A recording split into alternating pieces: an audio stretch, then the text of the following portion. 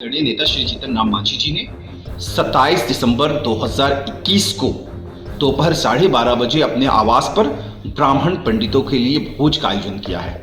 भोज में एक शर्त उन्होंने रखी है और शर्त काफी स्पष्ट है। जीतन राम मांझी जी का स्पष्ट तरीके से कहना है कि वैसे ब्राह्मण पंडित जिन्होंने कभी भी चोरी डकैती नहीं करी हो, जिन्होंने कभी भी मांस वगैरह का सेवन नहीं किया हो, वो उनके आवास पर आए, अपने हाथ से वो उन्हें भोजन परोसेंगे। ब्राह्मण को एक तरफ जीतन राम मांझी ने जब अभद्र शब्द का आपत्तिजनक शब्द कही, उसके बाद से ही बिहार की राजनीतिक पूरी तरीके से गर्म हो गई। पूरे बिहार में ब्राह्मण समाज जो है वो सड़क पर आए और प्रदर्शन, हंगामा पूरी तरीके से करते हुए नजर आए। क्योंकि उन्होंने कहा है वैसे ही ब्राह्मण आमंत्रित किए गए हैं या फिर किए जाएंगे जिन्होंने कभी मांस मदिरे का सेवन नहीं किया। खुद इंसान दिल से खिलाता है, टर्म्स एंड कंडीशन उसमें नहीं होती। अदर जाति के लोग क्या चोरी नहीं करते हैं? क्या मांस का सेवन नहीं करते? कोई टीक गाड़ा हुआ है क्या कि मतलब ब्राह्मण ही मांस का सेवन नहीं करेंगे और वो चोरी नहीं करेंगे? ये कैसा निमंत्रण करने का तरीका हुआ? इन दिनों जाति कार्ड को लेकर बिहार की राजनीति पूरी तरीके से गर्म है। ब्राह्मण और अनुसूचित जनजाति का कार्ड जो है पूरी तरीके से बिहार में गर्म कर चुका है। ब्राह्मण को एक तरफ जीतन राम मांझी ने जब अभद्र शब्द का आपत्तिजनक शब्द कही, उसके बाद से ही बिहार की राजनीति पूरी तरीके से गर्म हो गई। अंततः जीतन राम मांझी को ब्राह्मण समाज से माफी मांगना पड़ा। हिंदू देवी देवताओं के खिलाफ जिस तरीके से अभद्र टिप्पणियां की गई, उसके बाद हिंदू समाज और ब्राह्मण जातियों में खास तौर पर कई संगठन जो है वो सड़क पर आकर विरोध करना शुरू कर दिए। पूरे बिहार में ब्राह्मण समाज जो है वो सड़क पर आए और प्रदर्शन, हंगामा पूरी तरीके से करते हुए नजर आए। लेकिन अब जो है वो एक नया प्रोपगंडा जीतन राम मांझी ने अपनाया है, माफी मांगने का। क्योंकि जो स्टाइल में उन्होंने माफी मांगा था वो ब्राह्मण समाज को नहीं नागवार गुजरा। लेकिन कल जिस तरीके से पूरे पटना में खास तौर पर यह चर्चा का विषय बना रहा और राष्ट्रीय ब्राह्मण समाज और श्री राम भक्त जो हैं वो सड़क पर आकर ब्राह्मण को भोजन कराए, दलितों को भोजन कराए और सत्यनारायण भगवान की कथा भी सुनाए। लेकिन इन दिनों ये विषय जो है काफ़ी चर्चा बन चुका है और बिहार के लिए खास तौर पर राजनीतिक ये गर्म करने का विषय बना हुआ है। क्या लगता है कि जिस तरीके से कल जीतन राम मांझी के प्रवक्ता, राष्ट्रीय प्रवक्ता हैं दानिश रिजवान ने अपना बयान जारी किया और जीतन राम मांझी ने ट्वीट भी किया इसको लेकर, कहा है कि 27 दिसंबर को दिन के 12 बजे ऐसे ब्राह्मणों को चिन्हित कर भोजन कराएंगे जो कभी चोरी नहीं किए हों, मांस मदिरा का सेवन नहीं किया। ये कैसे चिन्हित होगा विशाल? क्योंकि इस विषय पर हम चर्चा करने के लिए हम अपने सहयोगी विशाल के साथ बैठे हुए हैं और जानेंगे विशाल से क्या लगता है विशाल, इस तरह के ब्राह्मण को कैसे वो चिन्हित कर पाएंगे? अब डीएनए टेस्ट करवाए मांझी, तभी तो पता चलेगा ना कि ब्राह्मण ने कभी, क्योंकि उन्होंने कहा है वैसे ही ब्राह्मण आमंत्रित किए गए हैं या फिर किए जाएंगे जिन्होंने कभी मांस मदिरे का सेवन नहीं किया। तो ये कैसे कंफर्म करेंगे मांझी? हो सकता है कोई ब्राह्मण कह दे कि मैंने कभी नहीं किया है, जिंदगी में कभी चोरी नहीं की है। चोरी तो हर बचपन में भी कोई बाप के पॉकेट से 1 रुपया चुरा लेता है, उसको भी चोरी ही कहते हैं। अगर किसी ने वो नहीं किया उसको कंफर्म करने मुश्किल की बात है, क्योंकि दावा किया है। पहले तो ब्राह्मणों के खिलाफ अपशब्द बोला है और आप दावा करें कि वैसे ब्राह्मण को बुलाएंगे। ये शब्द जाहिर करके ये बताना नहीं चाहते हैं कि ब्राह्मण मांस का सेवन करते हैं, चोरी करते हैं और उस तरह के काम करते हैं। ये बताने की वो एक इस तरह का शब्द इस्तेमाल करना कहीं ना कहीं लगता नहीं है कि जो पहले वो टिप्पणियां कर चुके हैं वो फिर से इस दोबारा शब्द का इस्तेमाल कर रहे हैं। तो ये एक अलग तरीका, उन्होंने गाल पर तमाचा मारने का काम किया है ब्राह्मणों को। इशारे में तो यही साफ तौर पे ये कह रहे हैं, क्योंकि कहते कुछ है उसके बाद वो माफ़ी मांग लेते हैं कि स्लिप ऑफ टंग हो गया। और उसके बाद फिर वो ऐसे ही कल एक ट्वीट भी उन्होंने किया है एक अखबार के कटिंग को कोट करके कि ब्राह्मण चोर है तो चोर को चोर ही कहेंगे। और उसके बाद इस तरीके का भोज भात कर रहे हैं, वो भी उसमें भी टर्म्स एंड कंडीशन। भोज इंसान दिल से खिलाता है, टर्म्स एंड कंडीशन उसमें नहीं होती। आप भी या हम भी या कोई भी पूरा समाज अगर किसी को कार्यक्रम में आमंत्रित करता है तो कोई टर्म्स एंड कंडीशन नहीं रखे जाते हैं। टर्म्स एंड कंडीशन बड़े बड़े लोगों के भोज भात में रखे जाते हैं कि चुनिंदा लोग आएंगे, जैसे तेजस्वी यादव की शादी हुई थी तो उसमें टर्म्स एंड कंडीशन। ऐसा क्यों? क्योंकि ब्राह्मण को ही चोर, ब्राह्मण को ही मांस मदिरा, क्या अदर जाति के लोग क्या चोरी नहीं करते हैं? क्या मांस का सेवन नहीं करते? कोई टीक गाड़ा हुआ है क्या कि मतलब ब्राह्मण ही मांस का सेवन नहीं करेंगे और वो चोरी नहीं करेंगे? ये कैसा निमंत्रण करने का तरीका हुआ जीतन राम मांझी को? कहीं ना कहीं वो ब्राह्मणों को ही टारगेट कर रहे हैं। क्या लगता है ये असर जो एनडीए के गठबंधन पर पड़ने वाला है? क्या लगता है कि गठबंधन टूट सकता है इस तरह के? क्योंकि सबसे ज्यादा अगर किसी जाति अगर बीजेपी में है तो ब्राह्मण का मतलब सबसे ज्यादा नेता है, तो क्या उन्हें ये बातों का ठेस नहीं पहुंच रहा है?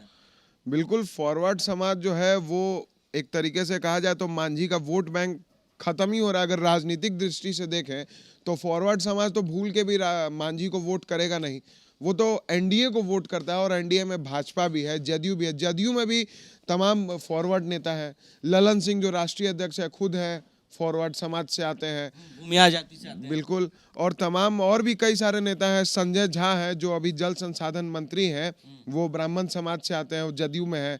तमाम एनडीए गठबंधन के नेता जो हैं वो ब्राह्मण समाज से हैं, यानी ब्राह्मण समाज कहने का मतलब कि फॉरवर्ड समाज से है।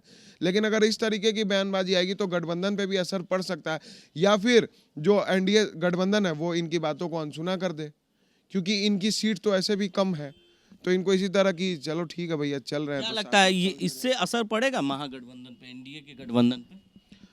सर तो नहीं पड़ना चाहिए, क्योंकि इनकी बातों को लोग अनसुना कर रहे हैं। आप देख ही रहे हैं कि आपने भी कई लोगों से रिएक्शन लिया तो इनकी बातों पे कोई कुछ खुल के बोल नहीं रहा, बस विपक्ष सवाल खड़े कर रहे हैं, विपक्ष की बयानबाजी आ रही है, लेकिन एनडीए गठबंधन के नेता चुप्पी साधे हुए हैं, वो कुछ कहने से बच रहे हैं। इसका मतलब है कि वो इनको इग्नोर करके चल रहे हैं कि हाँ ठीक है भैया 2-4 सीट है, ले लेंगे क्या दिक्कत है। हम ये बयान आपको सुनाते हैं, दानिश रिजवान ने इस पर क्या प्रतिक्रिया दी है, किस तरीके से ब्राह्मणों समाज को एक तरह से कह सकते हैं नीचा दिखाने का एक फिर नया प्रोपगंडा अपनाया गया है जीतन राम मांझी की तरफ से। जरा वो बयान हम आपको सुनाते हैं। आदरणीय नेता श्री जीतन राम मांझी जी ने 27 दिसंबर 2021 को दोपहर 12:30 बजे अपने आवास पर ब्राह्मण पंडितों के लिए भोज का आयोजन किया है। भोज में एक शर्त उन्होंने रखी है और शर्त काफी स्पष्ट है। जीतन राम मांझी जी का स्पष्ट तरीके से कहना है कि वैसे ब्राह्मण पंडित जिन्होंने कभी भी चोरी डकैती नहीं करी हो, जिन्होंने कभी भी मांस मदिरा का सेवन नहीं किया हो, वो उनके आवास पर आए, अपने हाथ से वो उन्हें भोजन परोसेंगे। लेकिन एक चीज फिर से मैं स्पष्ट कर रहा हूं कि वो ब्राह्मण पंडित जिन्होंने कभी चोरी डकैती नहीं करी हो, जिन्होंने कभी मांस मदिरा का सेवन नहीं किया हो, वैसे पंडित ब्राह्मणों को आदरणीय नेता श्री जीतन राम मांझी जी अपने हाथ से 27 दिसंबर 2021 12:30 बजे अपने सरकारी आवास पर भोजन परोसेंगे। आप आइए, दलित आदिवासी परिवारों के साथ भोजन करिए, सिर्फ और सिर्फ राजनीतिक पाखंड मत करिए। तो आपने साफ तौर से सुना कि किस तरीके से दानिश रिजवान ने वो बातें कही है जो जीतन राम मांझी ने ट्वीट कर सीधे तौर पर कहा है कि वैसे ब्राह्मणों को आमंत्रित किया गया है 27 दिसंबर को दिन के 12 बजे उनके सरकारी आवास पर, और जो चोरी डकैती और मांस का सेवन आज तक नहीं किए होंगे उन्हीं ब्राह्मणों को वो भोज कराएंगे। तो ये कैसे साबित कर पाएंगे जीतन राम मांझी आए, उनके पार्टी के तमाम जो नेता हैं वो कैसे साबित करेंगे ये ब्राह्मणों का कहीं ना कहीं नीचा दिखाने का एक नया प्रोपगंडा तो नहीं अपना लिया उन्होंने? जिस तरीके से उन्होंने बयान दिया, जीतन राम मांझी ने ट्वीट कर सीधे तौर पर ब्राह्मणों को ही टारगेट क्यों कर रहे हैं? देखिए, पहले तो जीतन राम मांझी उनकी उपेंद्र कुशवाहा ने कुछ दिन पहले अपने बयान में कहा था, आपने ही दर्शकों को दिखाया था कि उपेंद्र कुशवाहा हंसते हुए कह रहे थे कि मांझी जी की पुरानी आदत रहती है अपनी बातों से पलट जाने की। तो पहले तो ब्राह्मण के खिलाफ अपशब्द बोले, फिर कहे स्लिप ऑफ टंग हो गया, फिर ब्राह्मणों को चोर कहा, उसके बाद सत्यनारायण भगवान की कथा भी हुई। कल हमने लाइव दर्शकों को दिखाया था हर चीज़ कि किस तरीके से सड़कों पे बैठ के ब्राह्मण भोजन खा रहे हैं। और मुझे पर तो उन्होंने दलितों को बैठाया था कथा पे। तो वही तो कहना चाह रहे थे ना, मैसेज तो मांझी के लिए ही था। वो तो मांझी के घर भी जाने को व्याकुल थे पूरा समाज, ब्राह्मण समाज, लेकिन पुलिस के कारण वीआईपी इलाके की वजह से उनको जाने नहीं मिला। उनका ये कहना था कि मांझी ने क्या कहा था कि ब्राह्मण दलितों का अपमान करते हैं, उनके यहाँ आते हैं, पूजा पाठ कराते हैं, खाते नहीं। ये मैसेज वो देना चाह रहे थे ब्राह्मण समाज कि हम दलितों का अपमान नहीं करते, हम दलितों के साथ बैठकर खाते हैं। उसके बाद मांझी ने यह नया प्रोपेगेंडा अपना लिया है। अब चेक कैसे करेंगे मांझी, तो मांझी बताएं या फिर हिंदुस्तान आवामी मोर्चा के जो लोग हैं वो बताएंगे ना कि कैसे चेक करेंगे। अब डीएनए टेस्ट कराएंगे शराब, जैसे जो शराब पी के आते हैं उनका ब्रेथ एनालाइजर से टेस्ट कराती है पुलिस, नहीं होती है तो डीएनए टेस्ट कराया जाता है कि मदिरा कहीं खून में नहीं, कहीं भी पूरे बॉडी में तो नहीं है। तो चोरी कैसे की है उसके लिए क्या वो कौन सी टेस्ट होती है, गीता पे हाथ रखवाएंगे जैसे कोर्ट में रखवाते हैं ना कि गीता की कसम खिलवाते हैं, या फिर जो कुर्सी पे बैठा के लाइट एनालाइजर टेस्ट जिसको कहते हैं, जिसमें झूठ बोलोगे तो लाइट जल जाएगा, वैसा कुछ टेस्ट करवाएं, कुछ व्यवस्था करेंगे मान जी। इतना हाई डिजिटल करना संभव नहीं है, क्योंकि जीतन राम मांझी के जो बयान आए हैं उसके बाद से ब्राह्मण समाज में और गुस्सा देखने को मिल रहा है। क्योंकि हाल के दिनों में उन्होंने जिस तरीके से अभद्र टिप्पणियां की थी ब्राह्मण समाज को लेकर, वो ब्राह्मण समाज में गुस्सा कल हमने देखा और आपने दर्शकों को भी दिखाया कि किस तरीके से बीच सड़क पर ही सत्यनारायण भगवान की कथा सुनाई और दलित के साथ बैठकर ब्राह्मणों ने भोजन भी किया। लेकिन उसके बाद जो है जीतन राम मांझी का शाम होते होते एक बयान आता है, उसके बाद से ही राजनीतिक मानो फिर से भूचाल ला दिया जाता है।